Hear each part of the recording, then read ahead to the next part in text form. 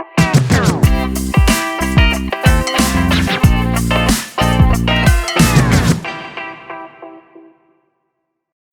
guys, welcome back to my channel, and I am very sorry that it took me so long to come up with another video. Medyo busy lang with my day job.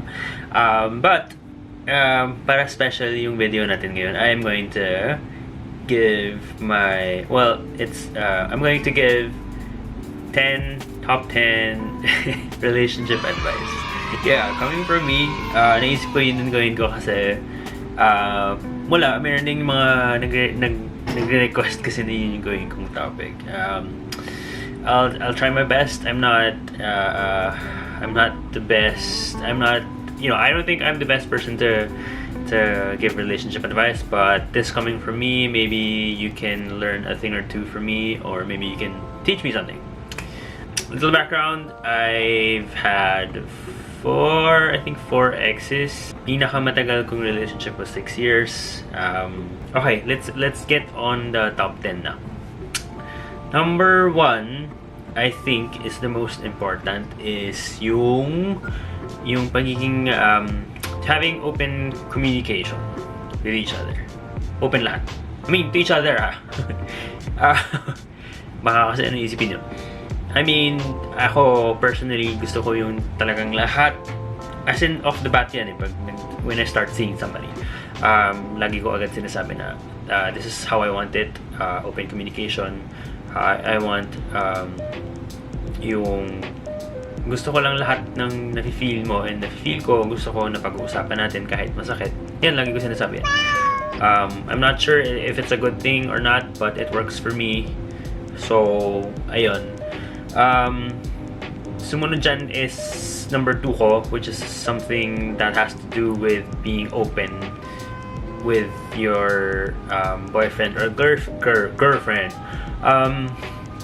Yung pagiging honest lang talaga sa sarili mo, and if you're honest with yourself, magiging honest ka dun sa this person you're having a relationship with.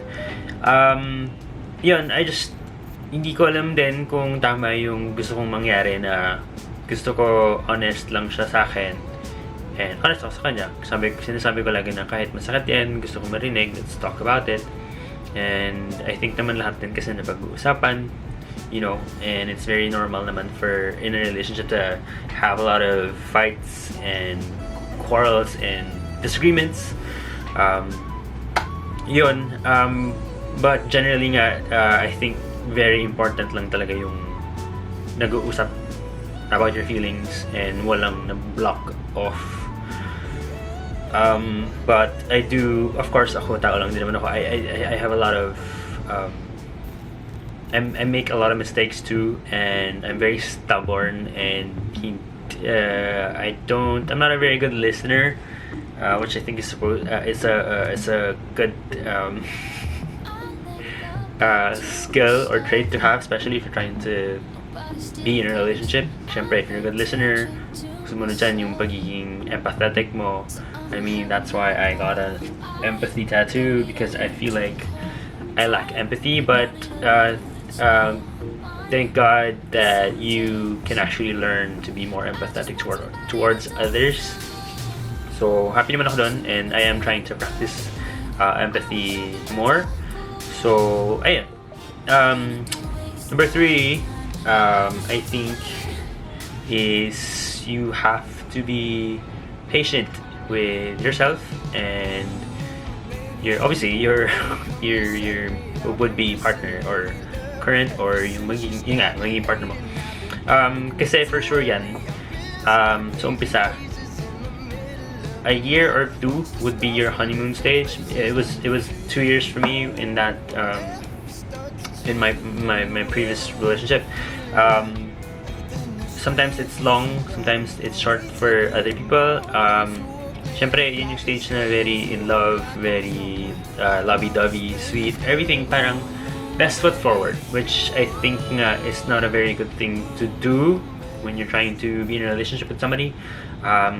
Hindi dapat best foot forward, parang medyo relax lang, but sometimes you can't help it because you feel really good about yourself and in love ka nga, and love is blind, love is stupid. Ito yun. I mean, I'm sure you guys know what I'm talking about. What was I talking about? Patience nga.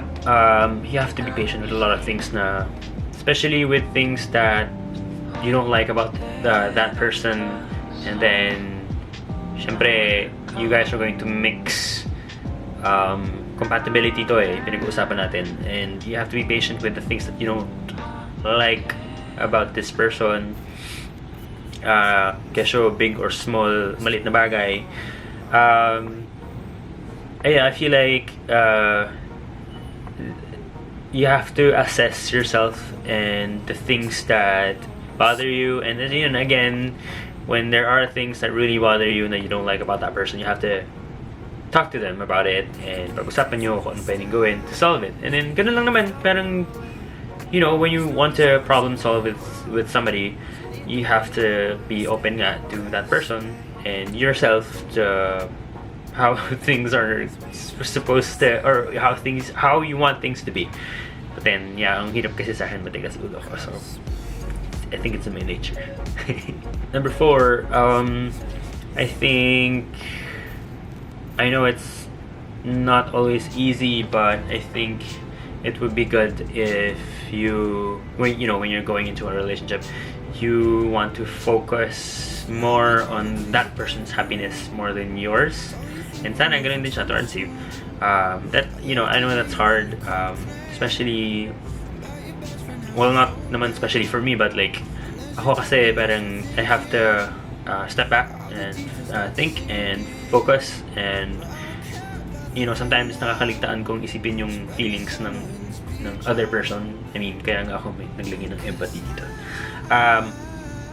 Ayun, I think if you do focus on the happiness of that person, things would go more smoothly. But I don't mean naman to say na walang magiging problem. So, ayun. Number 5, coming from that, I think is acceptance. Accepting your flaws and the other person's flaws.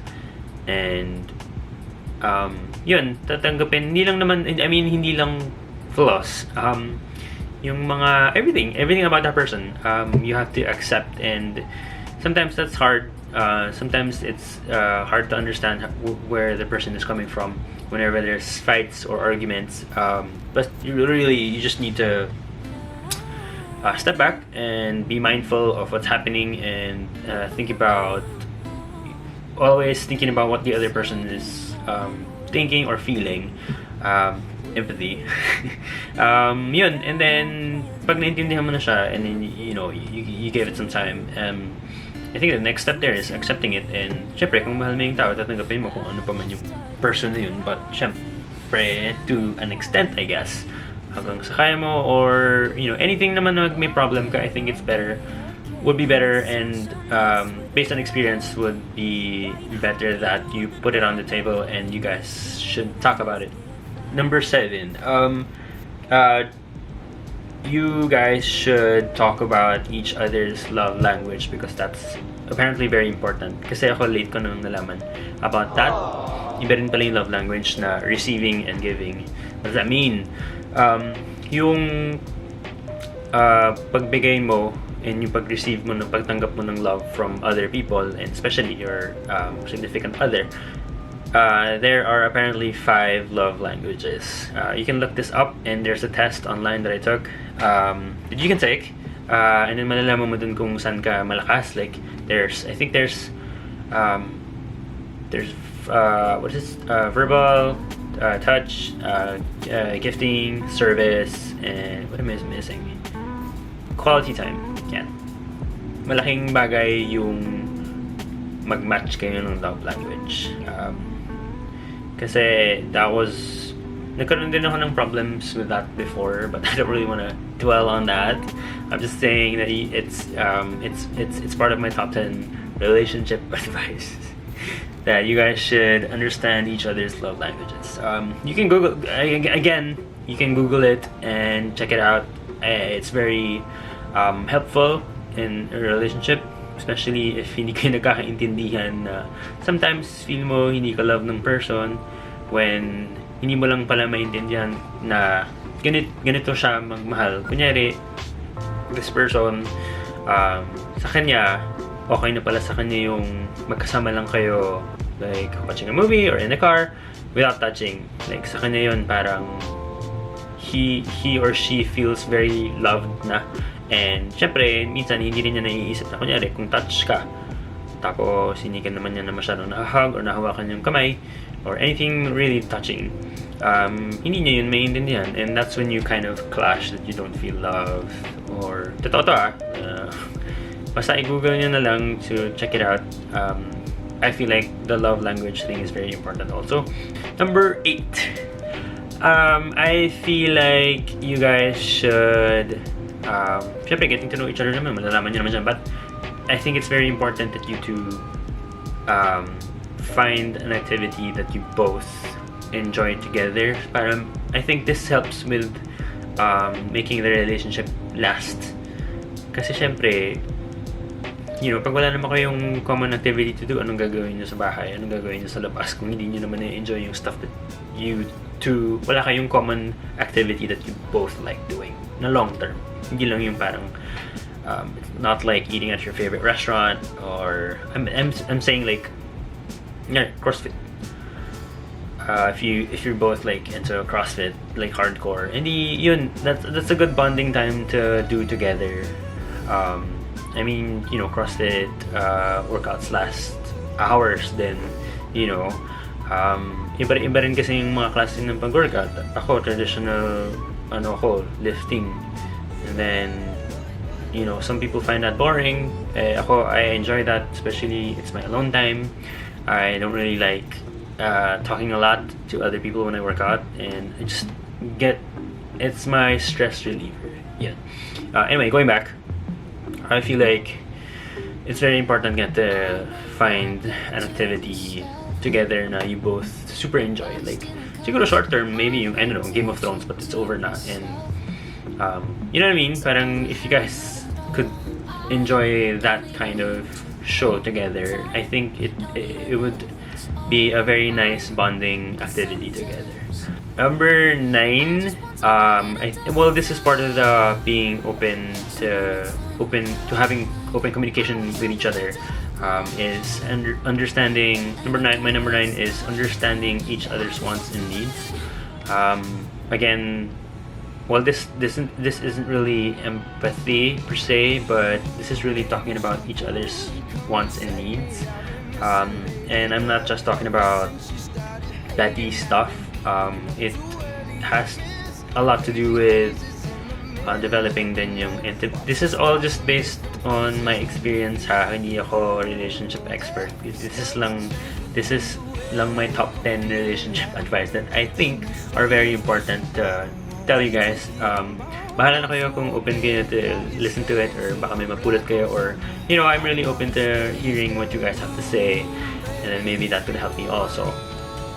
Ayun, anyway, going back, when I say wants and needs, syempre, as a person you have needs, and it's very important to satisfy those needs, whether, oh my god, this is going like I don't think I can talk about this.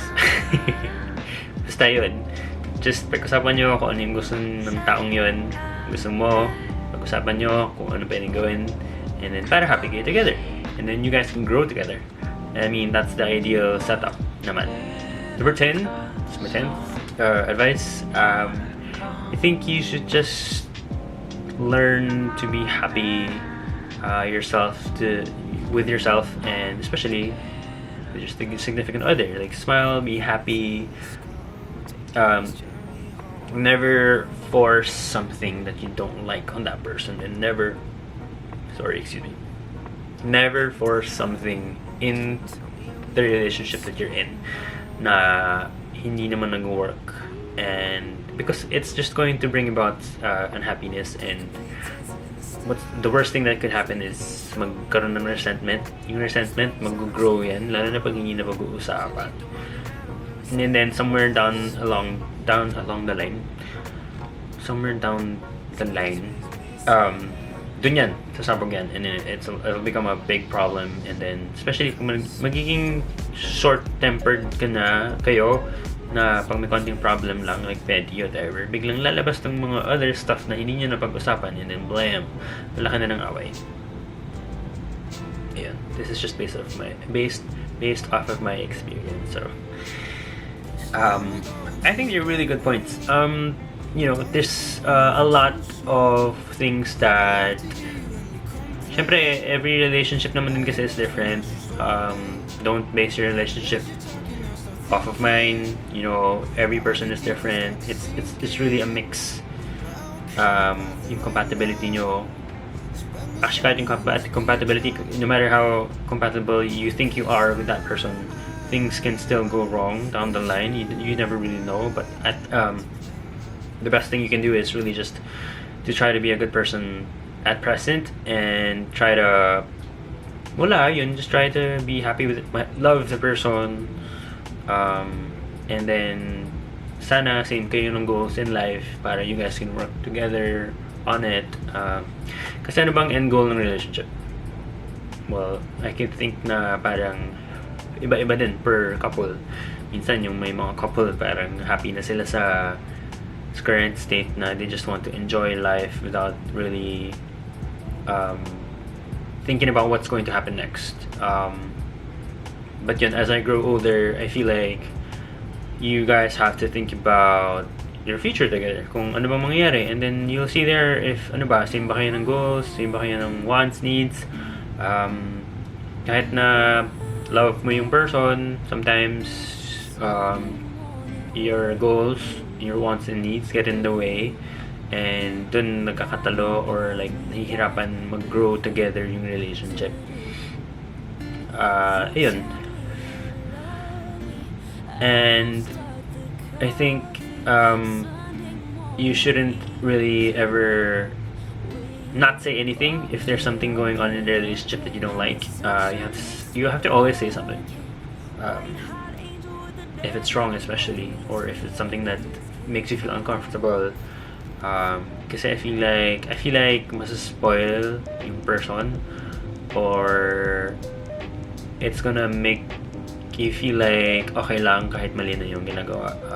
Yun lang. So yun guys. I think nakasampu na ba ako? Nakasampu na ako. I hope this helped you, and I hope I do get a lot of positive feedback from it, because I really am open to your advice, and it would be nice if we guys can talk about it, and I'd like to help, and I'd like to hear what you have to say. I hope my top 10 relationship advice enhanced your thinking of a relationship. So yeah, guys, I hope you like my video tonight. Please hit the subscribe button and click the, I forgot now, like what to say now. Click the notification bell to get notified when I have new videos, and it really it helps me make more videos like this one. Bye.